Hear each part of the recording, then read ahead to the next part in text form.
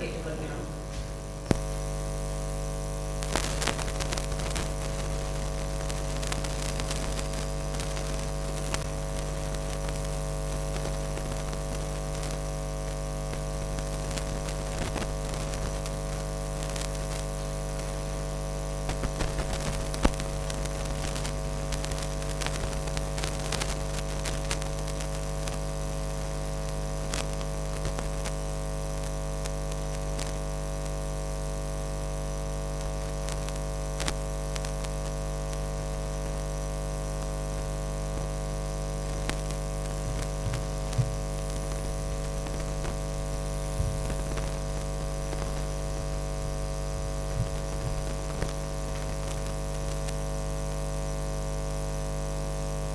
என்கிற இந்த பெண்களுக்கான ஊடக கருத்தரங்கத்துக்கு நான் வரவேற்கிறேன்.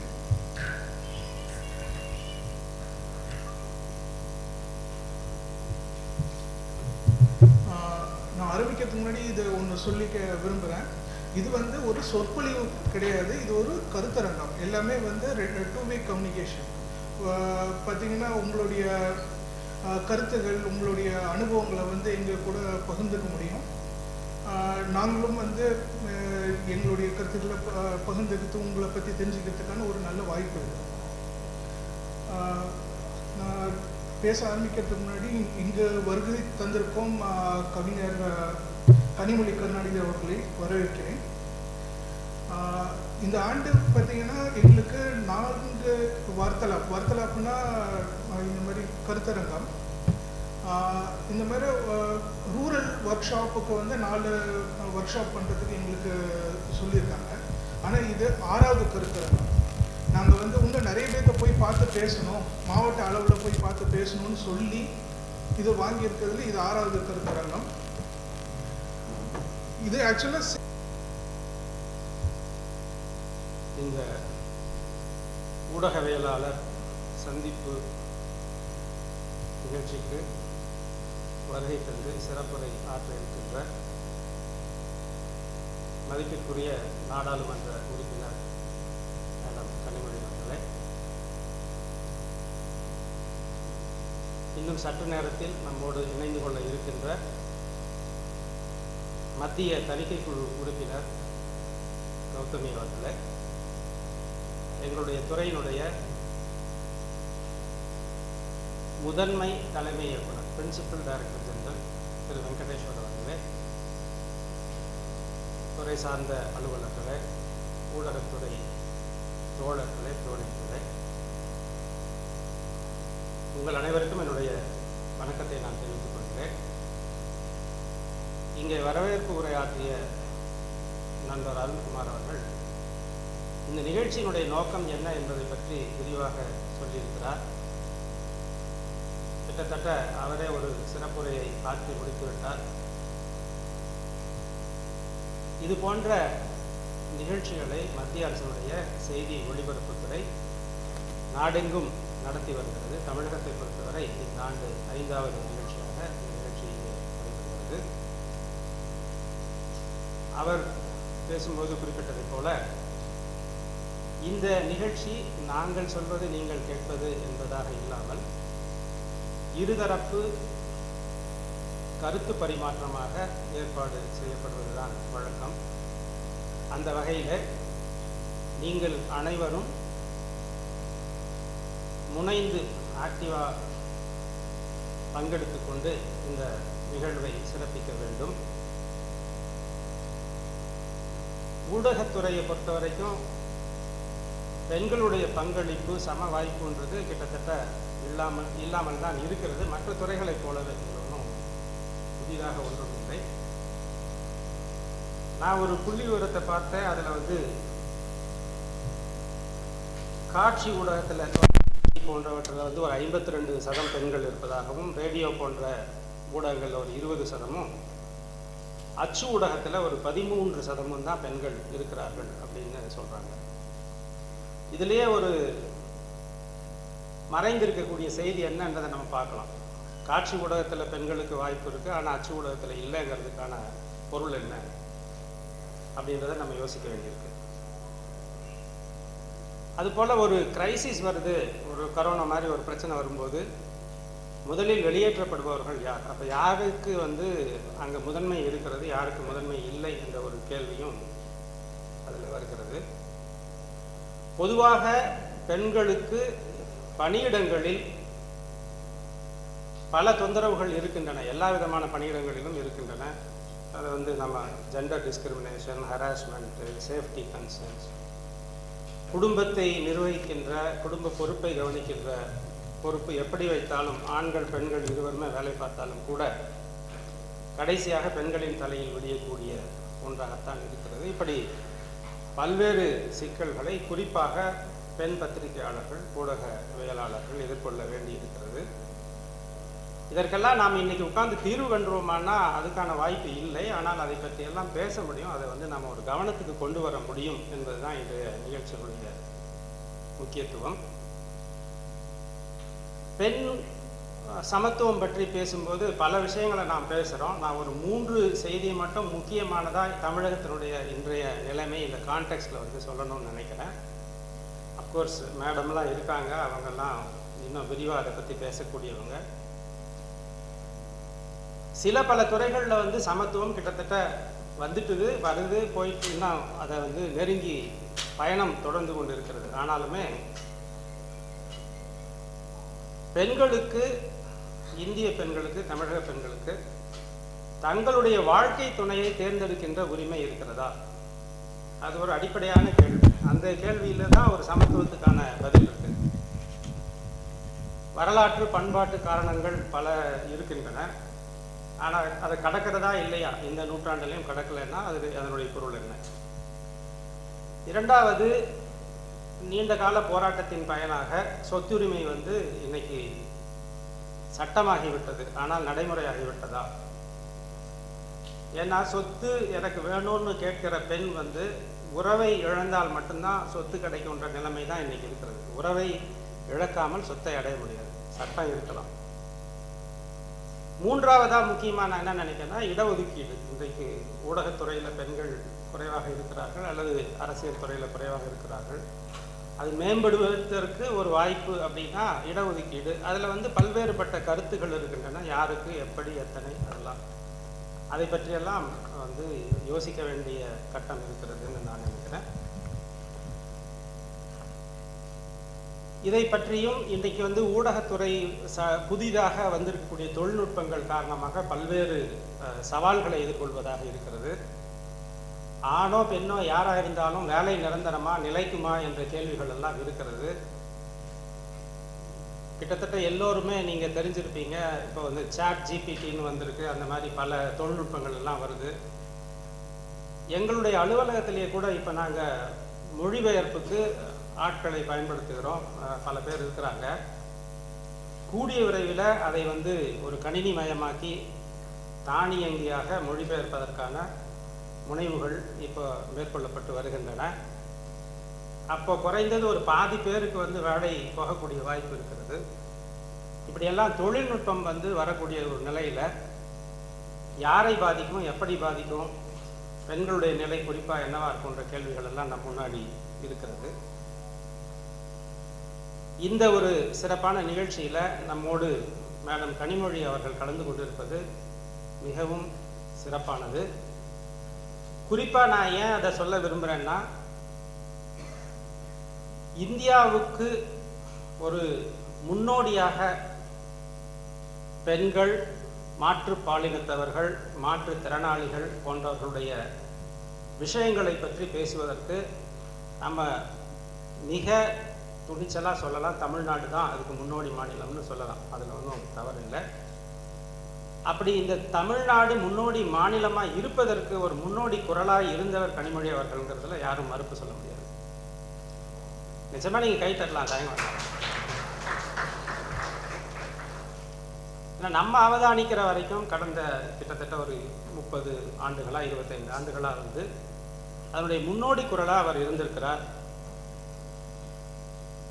மாற்று பாலினத்தவர்களை சமுதாயம் எப்படிப்பட்ட கிண்டலுக்கும் கேலிக்கும் ஆளாக்குனது நமக்கு தெரியும்.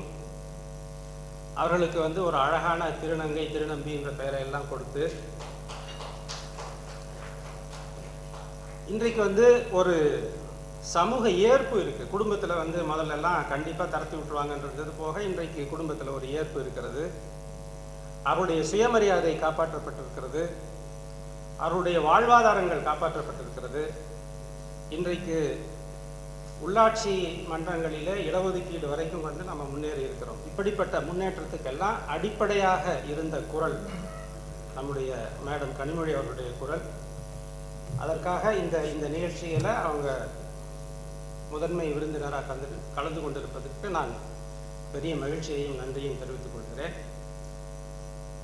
இன்னொரு செய்தி, நான் வந்து மேடத்தோட நேரடியான பழக்கம் கிட்டத்தட்ட ஒரு 15 ஆண்டுகள் 20 ஆண்டுகளாக எனக்கு உண்டு.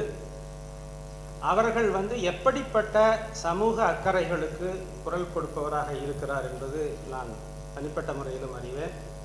சில சமயங்களில் சில பொது காரியங்களுக்காக நான் அவரிடம் கேட்டதுண்டு, அவர் அதற்கு உதவியது உண்டு. அதை பற்றி விவரங்களை நான் சொல்ல வேண்டியதில்லைங்க. என்ன சொல்ல வரேன்னா, வெளியில் தெரியாமலும் அவர் வந்து பல்வேறு பொது காரியங்களை, பொது விஷயங்களை வந்து செய்யக்கூடியவராக இருக்கிறார்.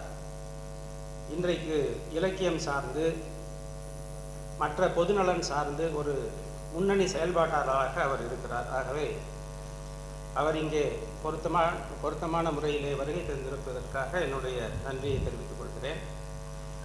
அடுத்ததாக கௌதமி மேடம் அவர்கள் இன்னும் நம்மோடு வந்து சேர்ந்து கொள்ளவில்லை. இன்னும் சிறிது நேரத்தில் வருவார் என்று எதிர்பார்க்கிறோம்.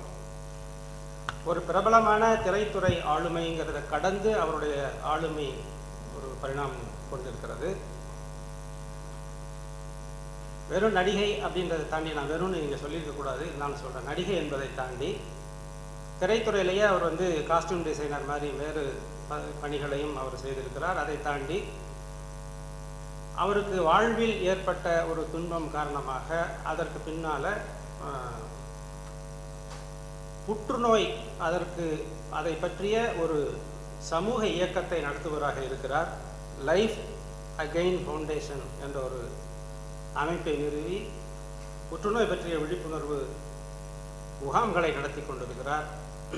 2 நடமாடும் மருத்துவமனைகளையும் நடத்தி கொண்டிருக்கிறார் என்று நான் அறிகிறேன். இதையெல்லாம் பாராட்டி மலேசியாவினுடைய ஏசியா மெட்ரோபாலிட்டன் யூனிவர்சிட்டி அவருக்கு ஹானரரி டாக்டரேட் பட்டமும் வழங்கி இருக்கிறது என்ற செய்தியையும் நான் பார்த்தேன்.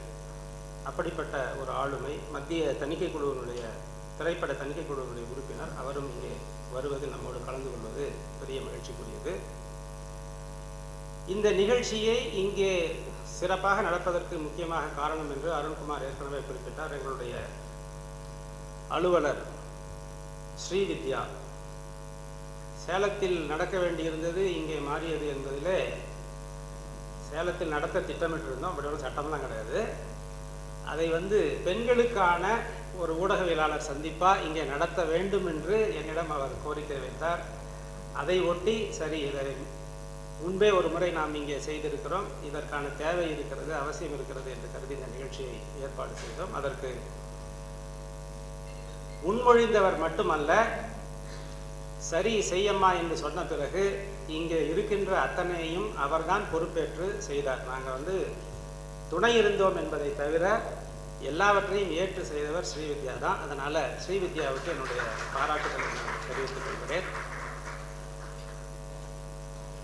எங்களுக்கு எல்லாம் உறுதுணையாகவும் வழிகாட்டியாகவும் இருக்கின்ற நம்முடைய principal director general Shri Venkateshwar sir இருக்கிறார். அவர் இங்கே நம்மோடு இருப்பது எங்களுடைய துறைக்கு மிகுந்த பலமும் துணிச்சலும் தரக்கூடியதாக இருக்கிறது. அதில் ஒரு குறிப்பான செய்தி என்னன்னா, இந்த மாதம் இன்னும் 2 நாட்களில் அவர் வந்து பணி நிறைவு செய்கிறார். அதனால் நான் இதை சந்தோஷமாக சொல்கிறதா துக்கமாக சொல்கிறதான்னு எனக்கு தெரியல. கிட்டத்தட்ட வந்து இதுதான் வந்து அவர் டிபார்ட்மெண்ட்டில் கடைசியாக கலந்துக்கிற பொது நிகழ்ச்சியாக இருக்கலாம். அந்த வகையில் அவர் இங்கே கலந்து கொண்டிருப்பதும் சிறப்புக்கும் பெருமைக்கும் உரியது. அதற்கும் அவருக்கு நான் நன்றியை தெரிவித்து, என்னுடைய துறை சார்ந்த அலுவலர்கள் அருண்குமார், முரளி, விஜய் உள்ளிட்ட பலருக்கும், வருகை தந்திருக்கின்ற ஊடகவியலாளர்கள் அனைவருக்கும் மீண்டும் ஒரு முறை நன்றியை கூறி விடைபெறுகிறேன். வணக்கம். தலைமை இயக்குனர் திரு வெங்கடேஸ்வர் அவர்களை பேசுமாறு அன்புடன் அழைக்கிறோம்.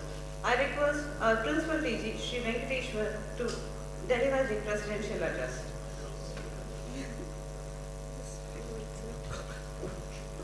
Welcome, respect Madam, friends. I think people have already said much about women empowerment. So we are very happy that the 4th estate is here and 4th estate is full of women here. And whatever issues to be highlighted, I think you will be more important for us because you can take all these important decisions to the grassroots level. Of course, we have a stalwart with us, Madam, who was in legislature for a long time, and more than all of us, she can be in a position to share with us how things will work at the highest level in terms of policy making and decision making. Similarly, she is also in Tamil Nadu. She has gone to many places and she represents many constituencies, and she goes to many functions and all that. She will be knowing the rural pulse, so Madam can enlighten us more about women issues. As Anna was telling, one good thing about women is now they are coming forward in many areas. Empowerment of knowledge, empowerment of money, and empowerment in terms of thought will make you place at a better position. So with these few words, I am also very happy that before superannuation I am attending the official function of women empowerment, and with a towering personality of Madam next to us. Madam, thank you for gracing this occasion, and I thank you all for visiting this Vartalap. Of course, the other sessions will be having experts in different fields, especially in journalism. They will be talking in depth about all these issues about ethics and journalism, other issues, women empowerment issues. You can also have question and answer sessions. So I thank Sri Vidya for giving me this opportunity, and thank you very much.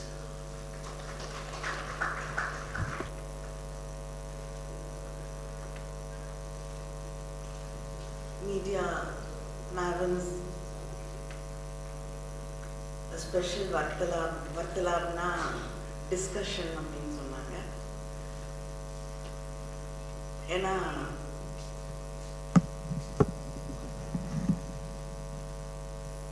அந்த டிஸ்கஷனுக்கு அந்த புரிதல் ரொம்ப முக்கியம். அதுக்கான மெனக்கெடலும் இருக்கணும்னு நான் நினைக்கிறேன். ஏன்னா நிறைய பேருக்கு புரியாத வார்த்தையாக அது இருக்கும்னு நினைக்கிறேன். தமிழ்நாட்டில் வர்த்தலாப்புக்கு யாரையும் நிறுத்தி அர்த்தம் கேட்டிங்கன்னா தெரியல எனக்கு. இதற்கு வந்திருக்கக்கூடிய அத்தனை ஊடகத்துறையை சார்ந்த நண்பர்களுக்கும் என்னுடைய வணக்கத்தை, வாழ்த்துக்களை தெரிவித்துக் கொள்கிறேன். அதுபோல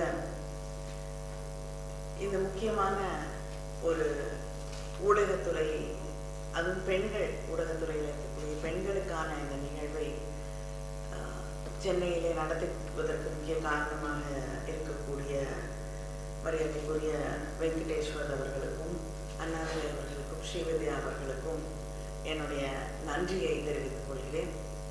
ஏன்னா நான் அரசியலுக்கு வருவதற்கு முன்னால் ஊடகத்துறையில் தான் என்னுடைய my first career started as a journalist. So I'm very happy to be here, and especially I mean due to something at home, கிட்டத்தட்ட ஒரு மாதமாக நான் பல நிகழ்ச்சிகளில் கலந்து கொள்ள முடியாத ஒரு சூழல். ஆனால் ஒரு பெண் குரல் என்னை அழைத்து இந்த நிகழ்ச்சியில் நீங்கள் கலந்து கொள்ளணும், ஊடகத்துறையை சார்ந்த பெண்களுக்கான நிகழ்வு என்ற பொழுது என்னால் மறுக்க முடியவில்லை. I am very happy to be here once again. ஊடகத்துறையில் பெண்கள் அப்படின்னு சொல்லும் பொழுது நான் முதலாக ஹிந்துவில் வந்து வேலை செய்ய சென்ற பொழுது டெஸ்கில் நிறைய ஓரளவுக்கு பெண்கள் இருப்பாங்க. அதுவும் ஆர்ட் ஃபீச்சர்ஸ் இதில் நிறைய பெண்கள் இருப்பாங்க. நியூஸ் சைடில் அவங்க வந்து ஒரு பொருட்டாக எடுத்துக்கொள்ள மாட்டார்கள். டெஸ்கை தாண்டி வந்து ஃபீல்ட் ரிப்போர்ட்டர்ஸ் அப்படின்னு பார்த்தீங்கன்னா எனக்கு தெரிஞ்சு ஒரே ஒரு பெண், அதுவும் என்ன அவங்களுக்கு வந்து பொலிட்டிக்கல் பீட்ஸ் எல்லாம் வந்து அதிகமாக கொடுக்க மாட்டாங்க. அப்படிப்பட்ட ஒரு சூழல். இது மட்டும் இல்லை, நிறைய வந்து மீடியா ஹவுசஸில் ஊடகத்துறை சார்ந்த பத்திரிகை நிறுவனங்களில் ஒரு வாஷ்ரூம் கூட இருக்காது பெண்களுக்கு. There were no women and they did not understand the need to have something like that. வரவங்களுக்கு கூட வந்து அங்கே ஏதாவது வேறு வேலைக்காக வரக்கூடிய பெண்களுக்கு கூட ஒரு கழிப்பறை கூட இல்லாத ஒரு சூழல் இருந்திருக்கிறது, நான் கண்கூடாக பார்த்திருக்கிறேன். ஸோ அப்படிப்பட்ட ஒரு நிலையிலிருந்து இன்று ஊடகத்துறையிலே இருக்கக்கூடிய பெண்களுக்காக அப்படின்னு ஒரு நிகழ்வை தமிழ்நாட்டில் நம்ம நடத்தி கொண்டிருக்கிறோம்னா definitely we've come a long way. But ஆனால் அந்த லாங் வே வந்துட்டோங்கிறதுக்காக I am not saying we've achieved and we've reached where we have to be. இன்னைக்கும் பெண்களுக்கு வந்து அந்த ஊடகத்துறையில் இந்த நிகழ்ச்சி முக்கியமாக வந்து கவர்மெண்ட் ஸ்கீம்ஸ், அரசாங்கம் செய்து கொண்டு இருக்கக்கூடிய பல்வேறு திட்டங்களை மக்கள்கிட்ட நீங்கள் எப்படி கொண்டு போய் சேர்க்கணும் அப்படிங்கிறத பற்றி ஒரு டிஸ்கஷனுக்கான நிகழ்வு அப்படின்னு சொன்னாங்க. நான் அதை தாண்டி நம்மை பாதுகாத்துக் கொள்வதற்கு, நம்முடைய இடத்தை தக்க வைத்துக் கொள்வதற்கான ஒரு நிகழ்வாகத்தான் நான் இதை பார்க்குறேன். Because we have to find the space, we have to register our voices. அதுக்கப்புறம் தான் வந்து மற்ற விஷயங்கள் அப்படின்னு நான் நிச்சயமாக நம்புகிறேன். இப்படி ஒரு சூழலில் வந்து இங்கே ஊடகத்துறையில் இருக்கக்கூடிய பெண்களுக்கு எப்படிப்பட்ட வாய்ப்புகள் வழங்கப்படுகிறது அப்படின்னா, ஒரு ப்ரெஸ் மீட்டுக்கு போனீங்கன்னா ஒரு பொலிட்டீஷியனை பார்த்து ஒரு சீரியஸான கேள்வியை ஒரு பெண் ஜேர்னலிஸ்ட் கேட்கும் பொழுது அவங்க அதை ரொம்ப சுலபமாக தாண்டி ஒரு ஆணை பார்த்து யாருக்கு உங்கள் கேள்வி என்னன்னு கேட்பாங்க. I've seen it happen because a woman is not capable of asking a serious political question. அப்படி தாண்டி இன்சிஸ்ட் பண்ணி கேட்டா அவள் ஒரு ஆணை போல கேள்விகள் கேட்டுக்கொண்டிருக்கிறாள். So immediately she is labeled as something she should not be and she should not be doing. முக்கியமாக வந்து டெலிவிஷனில் இருக்கக்கூடிய பல பெண்கள், நிறைய ஜேர்னலிஸ்ட் வந்து பெண் ஜேர்னலிஸ்ட் வந்து அதிகமாக வர தொடங்கியது வந்து பிரிண்ட்டை விட விஷுவல் மீடியாவில் டிவியில் தான். அப்போ அந்த பெண்கள் எதிர்கொள்ள வேண்டிய, இப்போ சோஷியல் மீடியாங்கிறது இவ்வளவு பெரிய விஷயமாக இல்லாத காலகட்டத்தில் அந்த பெண்கள் எதிர்கொள்ள வேண்டிய ஒன்று, they are very aggressive. I've heard so many politicians, so many journalists say this. They are very aggressive. But when a man is very aggressive, it is always that he never gives up. He's got the guts, he's got the courage to stand up and ask the question. But அதே ஒரு பெண் அந்த கேள்விகளை முன்வைக்கும் பொழுது அதே ஆக்ரோஷத்தோடு அதே தீர்மானத்தோடு செயல்படும் பொழுது வந்து they are insecure and they are aggressive because of their insecurity. இப்படி தொடர்ந்து இந்த லேபலிங், அந்த பெண்கள் மீதான வன்முறை, இன்னைக்கு வந்து ஆன்லைன்ல நம்ம பார்க்கக்கூடிய வன்முறை, இது வந்து புதுசா வந்துட்ட ஒரு விஷயம்னு இல்லை. நான் பல நேரங்களில் வந்து அந்த ஃபீல்டில் இருக்கக்கூடிய ஜேர்னலிஸ்ட் மேலே, பெண் ரிப்போர்ட்டர்ஸ் மேலே வந்து இந்த இருந்திருக்கக்கூடிய அந்த காழ்ப்புணர்வு, அந்த வெறுப்பு, அந்த அந்த இடத்துல வந்து அவங்க இருக்கக்கூடாது அப்படிங்கிற அந்த சமூகத்துடைய அந்த கருத்தியல் எப்படி வன்முறையாக மாறி இருக்கு அப்படின்னு பல நேரங்களில் நம்ம பார்த்துருக்கோம். ஒரு கலவரத்தின் போது ஒரு ரொம்ப ப்ராமிசிங்கான ஒரு young journalist, everybody's violence turned against her and she was abused. ஒரு ரிப்போர்ட்டர் அங்கே வந்து ரிப்போர்ட்டிங்க்கு போன reporter, when she was abused, she was attacked. and இன்னைக்கே அந்த பெண் வந்து ஊடகத்துறையிலேயே இல்லை. இப்படி இதிலிருந்து விரட்டி அடிக்கப்பட்டிருக்கக்கூடிய பெண்கள் எத்தனையோ இருக்கிறார்கள். ஆனா அதையெல்லாம் மீறி நான் nothing can chase me out of this space அப்படின்னு நின்று போராடி கொண்டிருக்கக்கூடிய பெண்கள் உங்களை போல இன்னும் இருக்கிறாங்க. அது வந்து மகிழ்ச்சி தரக்கூடிய, நம்பிக்கை தரக்கூடிய ஒன்றாக இருக்கிறது. But I'm not looking down, I'm not saying leaving the space and moving out is wrong. Because எல்லாராலையும் வந்து ஒரு அளவுக்கு தான் ஹேட் எடுத்துக்க முடியும்.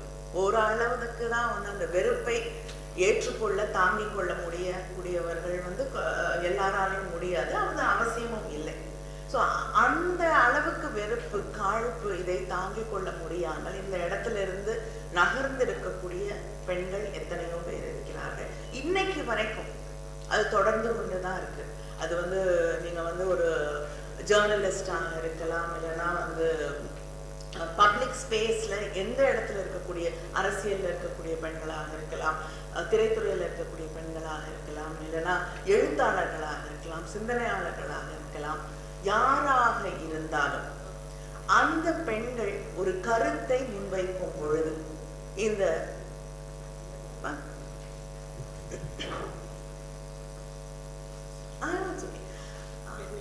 ஒரு கருத்தை அந்த பெண் முன்வைக்கும் பொழுது இந்த சமூகத்திற்கு கொஞ்சம் முரணாக இருக்கக்கூடிய ஒரு கருத்தை அந்த பெண் முன்வைக்கும் பொழுது இன்னைக்கு அவங்க அது கீழே இருக்கக்கூடிய கமெண்ட்ஸ் எப்படிப்பட்டது அப்படின்னு நீங்க அத்தனை பேரும் உணர்ந்திருப்பீர்கள். There is no woman who has expressed herself on social media who has not faced that lash, the trolling and those character assassination, targeted assassination. ஒரு பெண் ஒரு கருத்தை முன்வைக்கும் பொழுது it is her personal life which is always targeted. நம்ம சுலபமா சொல்லிடலாம் பல நேரங்கள்ல that seems to be the logical answer. ஒரு ஆணை வந்து நோக்கி இந்த கருத்துக்கள் சொல்லப்படும் பொழுது அவங்க அதை எப்படி ஒதுக்கி தள்ளிட்டு போறாங்களோ அது போல நாம் ஒதுக்கி தள்ளி விட்டு போக வேண்டும். நிச்சயமா வந்து that is the final space we have to reach. ஆனா அதை ஒதுக்கி தள்ளி விட்டு போவதற்கு இந்த சமூகம் தன்னை தயார் செய்து கொண்டிருக்கிறதா, அதற்காக நம்மை தயார் செய்திருக்கிறதா? கிடையாது. ஏன்னா we are always women, as women you are always brought up with guilt. You are responsible for your family, you are responsible for இப்போ ஒரு ஆண் வந்து டார்கெட் ஆகும் பொழுது இந்த மாதிரி விஷயங்களுக்கோ இல்லைன்னா ஈவன் வென் ஒரு ஜேர்னலிஸ்ட் வந்து ஒரு அரசாங்கத்தை எதிர்கொள்ளும் பொழுதோ கருத்துக்களை முன்வைக்கும் பொழுதோ அந்த அரசாங்கத்தின் அந்த கோபம் அந்த வீச்சு அது வந்து அவர்களை நோக்கி திரும்பும் பொழுது அரெஸ்டாக இருக்கலாம், இல்லைன்னா வேற விதத்துல வந்து அவங்க த்ரெட்டன் பண்ணப்படும் பொழுது அந்த குடும்பம் அவர்களுக்கு ஆதரவாக நிற்க வேண்டும். நிக்கலைன்னா அந்த குடும்பம் சரியில்லை. அது ஜேர்னலிஸ்டா இருக்கலாம், அரசியல்வாதியாக இருக்கலாம், யாராக இருந்தாலும் when they take on something bigger than them, larger than them, and when they think they are right, the entire system around them has to support them, understand, celebrate them. But when a woman becomes a target because she is taking on an institution or a government or a political party or a leader, she has to protect her family first. It becomes her responsibility to protect her family, to become responsible for what the family goes through. So இந்த இடத்துல இருக்கக்கூடிய இந்த double standards வந்து தொடர்ந்து கொண்டிருக்கக்கூடிய ஒன்று. இந்த சமூகம் வந்து நம்ம கிட்ட இருந்து எதிர்பார்க்கக்கூடிய, பெண்கள் கிட்ட இருந்து எதிர்பார்க்கக்கூடிய விஷயங்கள், இந்த குடும்பம் என்கிற அமைப்பு நம்மிடம் இருந்து எதிர்பார்க்கக்கூடிய விஷயங்களும், ஒரு ஆண் அது எந்த தளமாக இருந்தாலும் அவர்களிடம் இருந்து எதிர்பார்க்கக்கூடிய, அவங்க கிட்ட இருந்து எதிர்பார்க்கக்கூடிய ரெஸ்பான்சிபிலிட்டிஸ்ங்கிறது வந்து it's completely different and diabolical. So இத்தனையும் தாண்டி இங்கே இருக்கக்கூடிய ஜேர்னலிஸ்ட், இங்கே இருக்கக்கூடிய பெண்கள் இங்கே பணியாற்றி கொண்டிருக்கிறார்கள். ஆனால் வந்து அவர்களுக்கு என்று ஒரு ப்ரொடெக்ஷன் இன்னைக்கு வந்து எத்தனையோ பேர் வந்து they go into depression, they are not able to handle it because ஒரு கமெண்ட், ஒரு ஜேர்னலிஸ்டோட ஒரு கமெண்ட்டோ இல்லைன்னா வந்து ஒரு விஷயத்தை வந்து அவங்க தேடி போகக்கூடிய ஒரு சூழல் வரும் பொழுதோ what they go through, the hate, the comments about it. வந்து ரொம்ப வருத்தமான ஒரு விஷயம் நான் சில நாட்களுக்கு முன்னால் இன்னொரு எதிரணியில இருக்கக்கூடிய ஒரு இயக்கத்தில் இருக்கக்கூடிய ஒரு மிகப்பெரிய ஒரு இடத்தில் இருக்கக்கூடிய ஒரு பெண்ணோடு பேசிக்கொண்டது, ஒரு political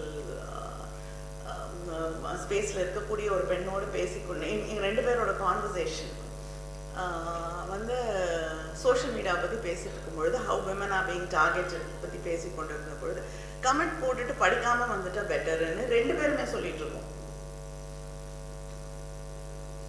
We are supposed to read. நாங்க சொல்லக்கூடிய கருத்துக்களுக்கு என்ன எதிர்வினைகள் வருதுன்னு தெரிந்து கொள்ள வேண்டிய ஒரு இடத்திலே இருக்கக்கூடிய 2 பேர் அத வந்து அந்த கமெண்ட்டை படிக்காம வந்துட்டா நிம்மதியா இருக்கலாம் அப்படின்னு சொல்லக்கூடிய பாதினே வந்து அதை பண்ணிட்டாலே போதும் நம்ம நிம்மதியா இருக்கலாம்னு 2 பேரும் சொல்லக்கூடிய இடத்துல இருக்கோம்னா இன்னைக்கு இந்த பொது தளங்களிலே பணியாற்றக்கூடிய பெண்களுடைய நிலை என்ன என்பதை நாம் புரிந்து கொள்ள வேண்டும். அப்படி இருக்கும் பொழுது there are so many young journalists, young women who come into media.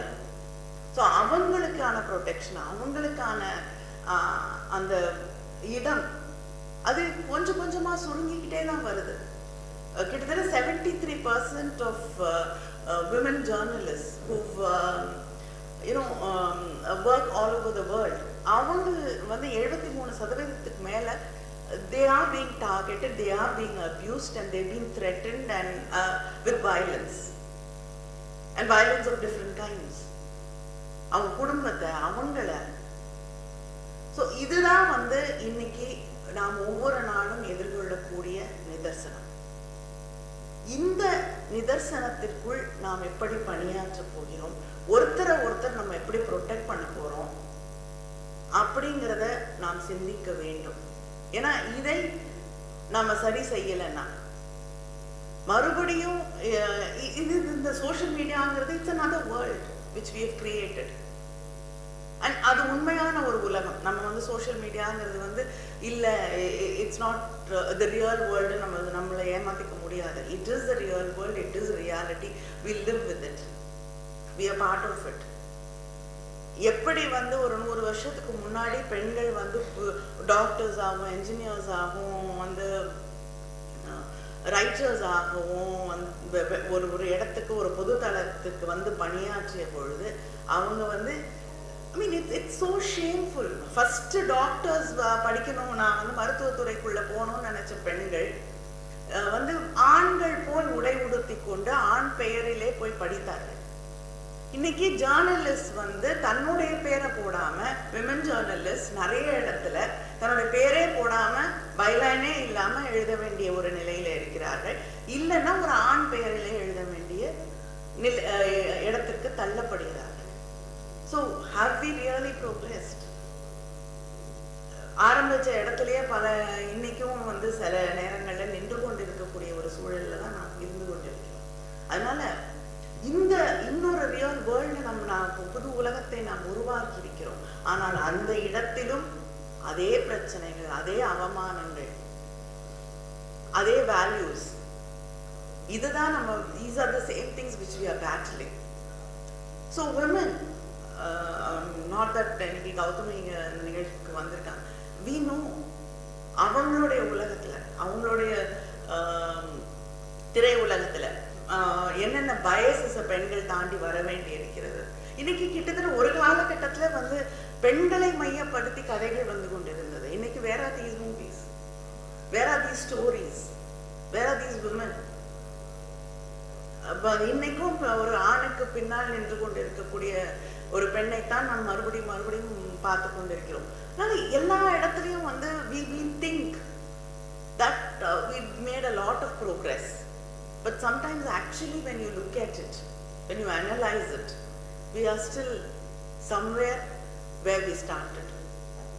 So அதனால பார்ப்பதற்கு நாம் பல இடங்களை கடந்து வந்து விட்டோம் அப்படிங்கிற அந்த நிலை இருந்தாலும் இன்னும் பல உற்று நோக்கினால் இன்னும் அதே இடத்துல நாம் நின்று கொண்டு இருக்கக்கூடிய அந்த சூழலும் இருக்கிறது அப்படிங்கிறத நம்ம மறந்துடக்கூடாது. So women who are in different fields, who are coming out of their shells, of the so-called protection of their homes, to make a difference, to work, to stamp their identity on this world. We all have to come together, support each other. Of course, there are men, like Periyar, there are men who crossed, being a man, and who could honestly talk about women's liberation and understand what feminism is. So, avargalayum inaithukondu, we have to create this network where a woman supports and reaches out to help, support and stand by each other to cross these hurdles, to break the...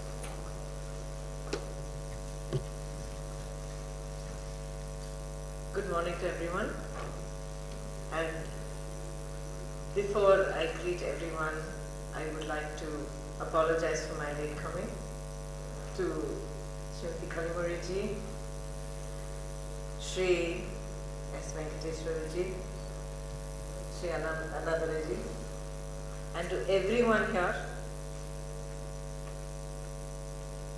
It's a pleasure to be here,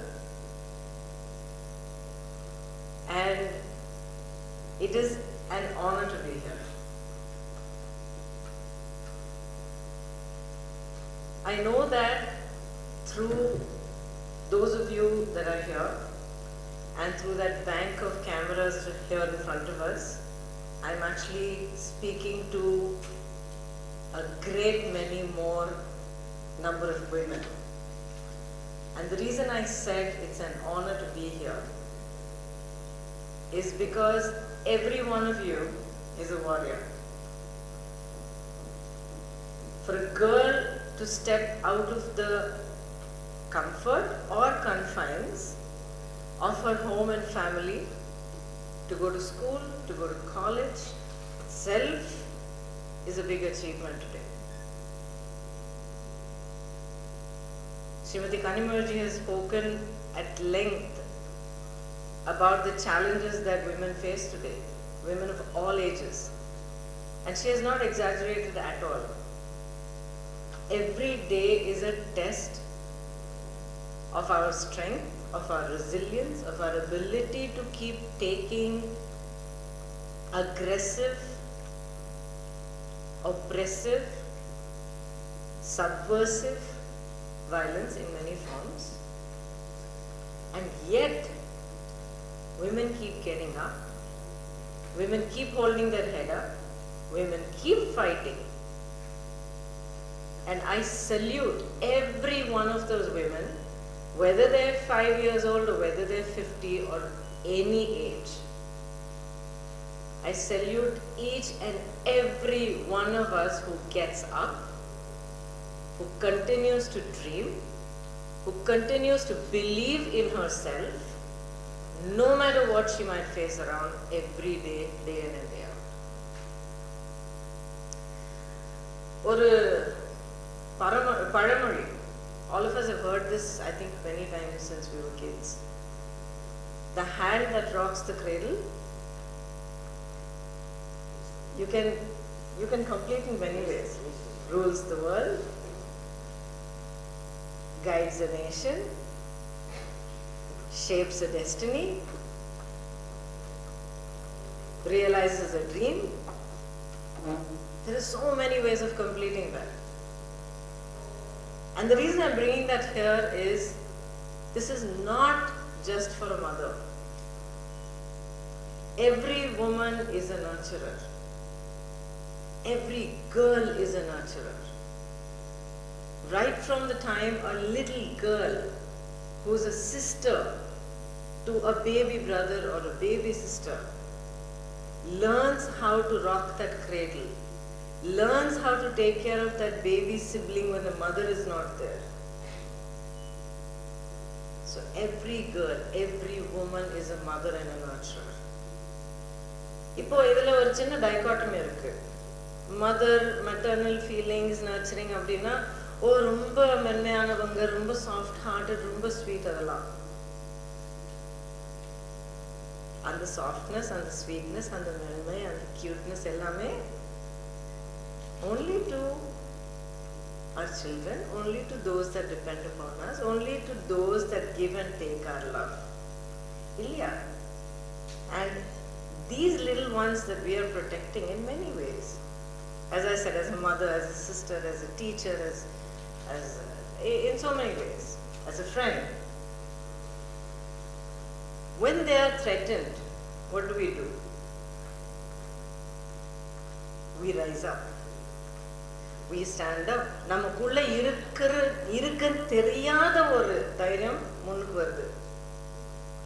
நமக்குள்ள இருக்கு நமக்கே தெரியாத ஒரு பலம் முன்னுக்கு வருது. We find the strength and the courage within ourselves to stand up and face anything that is threatening whoever and whatever we love. Ilya, ஒத்துக்கிறீங்களா? Do all of you agree? Little louder. Yes, ma'am. Yes. So, now the simplest and most important question is,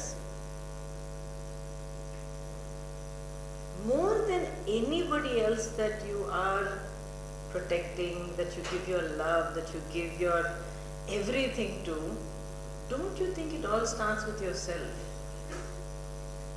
Don't you think you are the most precious person worth protecting and standing up for? Don't you think that you are the one you should first look out for? I'm not going to say more. In the thought வந்து ஒரு விதையா உங்க மைண்ட்ல போட்டுட்டே நம்புறேன். அப்பப்போ யோசிச்சுக்குங்க. வேலைக்கு போயிட்டு இருக்கும்போது, when you're stuck in a queue, when you're holding a line waiting for someone to answer for an interview, take out this thought and think about it. I think you will find the secret to and the way to completely empower yourself. And that brings me to the other most important thing that I want to talk about. The most used and I believe highly abused word, empowerment. What is empowerment? I'm hearing it everywhere. Everyone, empowered women, empowered children, empowered this. What is empowerment? Being allowed to go out and work, being allowed to go out and earn a living, being allowed to work in a nurturing, supportive environment. Would any of you define this as empowerment? Yes or no? Agree or disagree, I'm fine with it, but I want to hear from you. I'm here to talk to you guys. Do you agree? Okay, so 50% of you agree. So what about it do you agree with?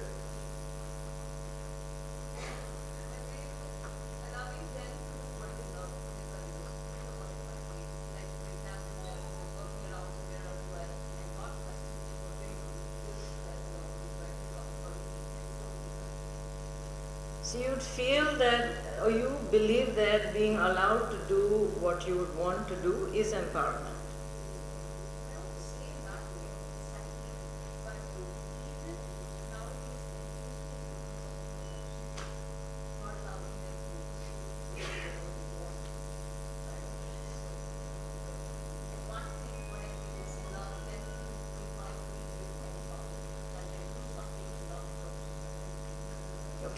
I appreciate your saying that, and I also know that a majority of women and indeed men think the same way.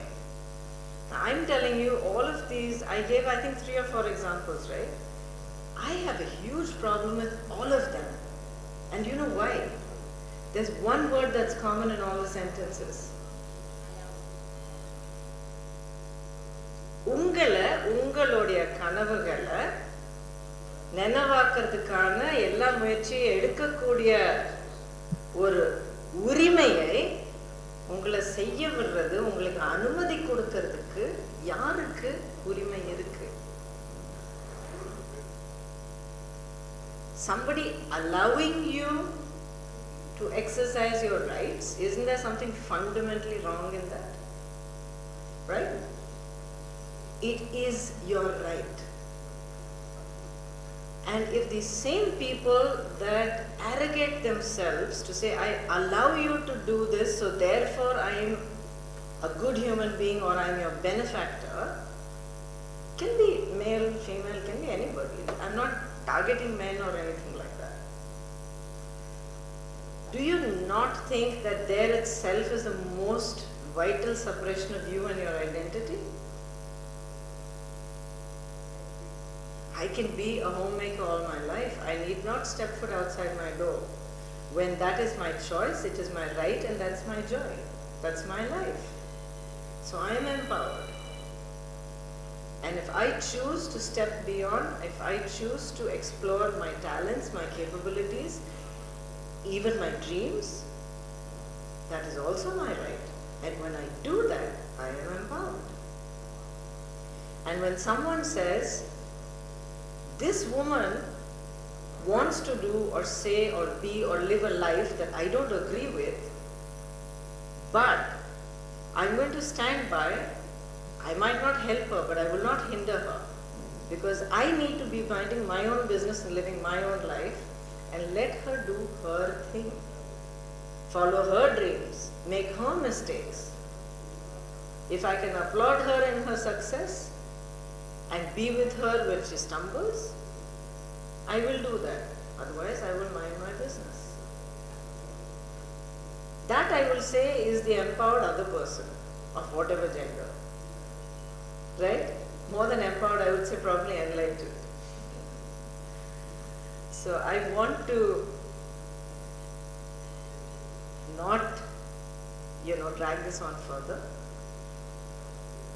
but I really want you, women and men over here, to take these two thoughts out with you, because it all starts with you. I'm not talking about change. Just changing systems, changing the world. அதெல்லாம் அப்புறம் பார்த்துக்கலாம். நான் யாரு? எனக்குள்ள என்னென்ன திறமைகள் இருக்கு, என்னென்ன கனவுகள் இருக்கு, என்னோட வீக்னஸஸ் என்ன, என்னோட ஸ்ட்ரெங்க்ஸ் என்ன, என்ன நான் புரிஞ்சுக்கணும் முதல்ல. ஆமா, அந்த புரிஞ்சுக்கிற அந்த பயணத்துல நான் தவறுகள் செய்வேன், நான் தடுக்கி விழுந்துருவேன். பரவாயில்ல, நான் எந்திரிச்சு நிற்பேன். கை கொடுத்து தோள் கொடுத்து கூட நடக்கிறவங்க இருந்தா நல்லது, இல்லைன்னு கூட பரவாயில்ல, என்னால முடியும். ஏன் என்னால முடியுங்கிற ஒரு உறுதி எனக்கு இருக்கு தெரியுமா? உங்க எல்லாருக்கும் இருக்க வேண்டியது எதனால தெரியுமா? And I'll come back to the first thing that I said. For every girl, for every woman of any age, to wake up in the morning, to go through her day, facing, dealing with, overcoming, smiling in the face of everything that a woman is subjected to, and getting up to do it again the next day, itself proves that there is no greater and no stronger and no more courageous warrior than her.